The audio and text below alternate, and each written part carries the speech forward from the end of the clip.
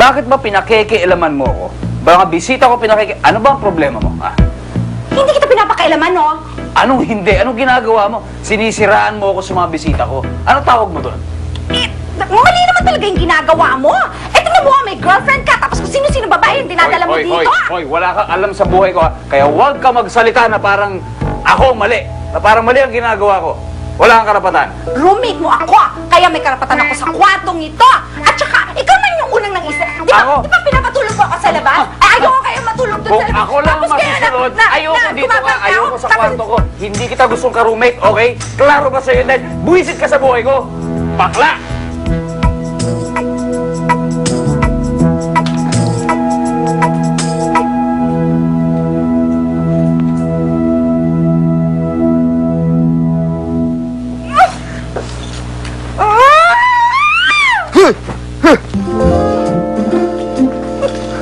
Uy, ano ba? Aga-agang ingay-ingay mo. Ano problema? Ikaw ang problema ko. Ano naman? Ano sabi mo?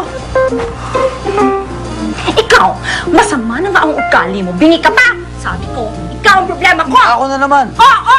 O bakit? At kung sabi mo, ako buwisit sa buhay mo, mas lalong buwisit ka sa buhay ko, hindi na kita kaya pagkasamahan, kaya mag-resign na ako. Ay, correct! Waka! Wala bukas.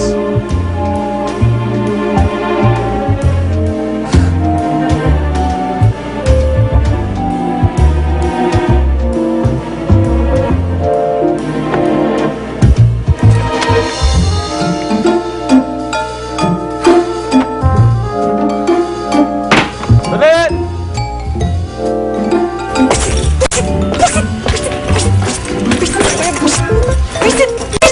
Buwisit talaga.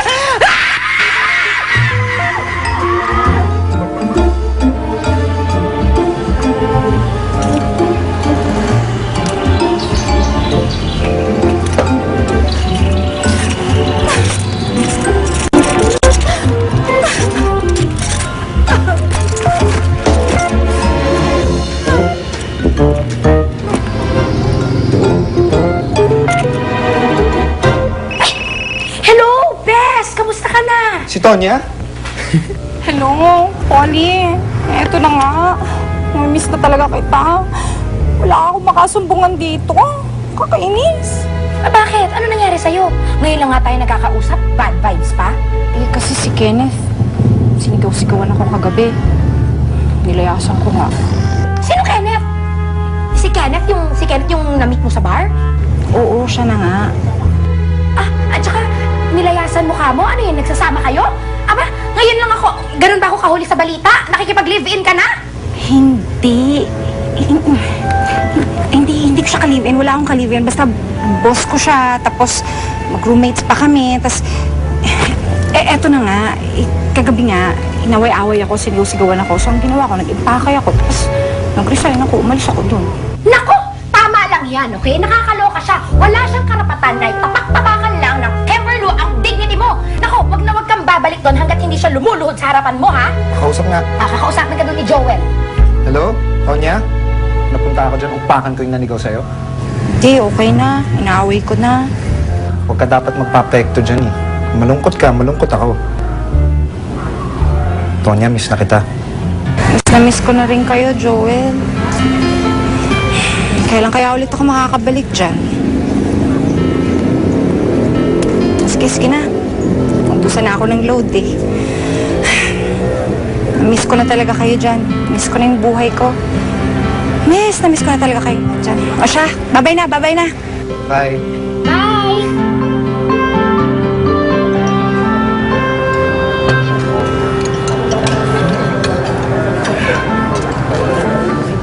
Ma'am? Sir Kenneth, coffee. Thank you. Ay, coffee.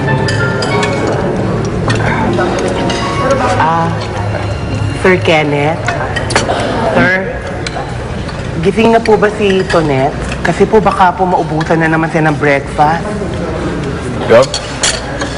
Wala na yun. Nag-resign na yun. Ho? Bakit po, sir? Excuse me. Kape?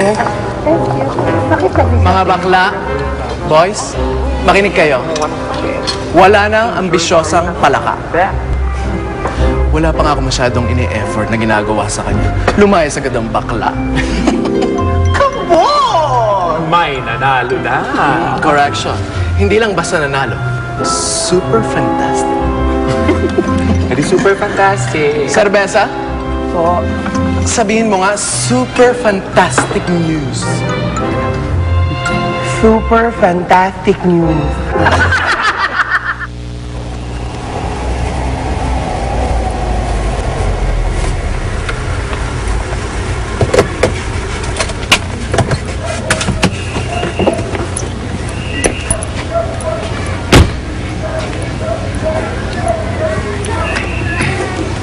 Hoy, Tonet!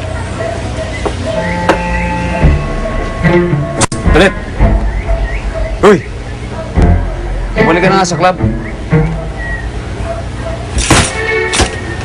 Uy, kinakausap kita, sumagot ka. Para ano? Para talak-talakan mo ulit? Tapos kayo tatawa-tawa pa. Ano? Ang simple. Uy! Uy! Sino man hindi matatawa sa itsura mo yung tanghaling tapat ang kapal-kapal ng makeup mo? Halika na, sumakay ka na. Para ano nga? Para talak-talakan mo na naman ako. Ay, Diyo ko ah! Uy, yung nangyari kagabi, kalimutan mo na lang. Ha? Halika na, sumakay ka na, bilisan mo na. Halika na. Uy! Tonet! Sakay na, ano ba? Oh. Babalik lang ako. Kung luluhod ka sa harap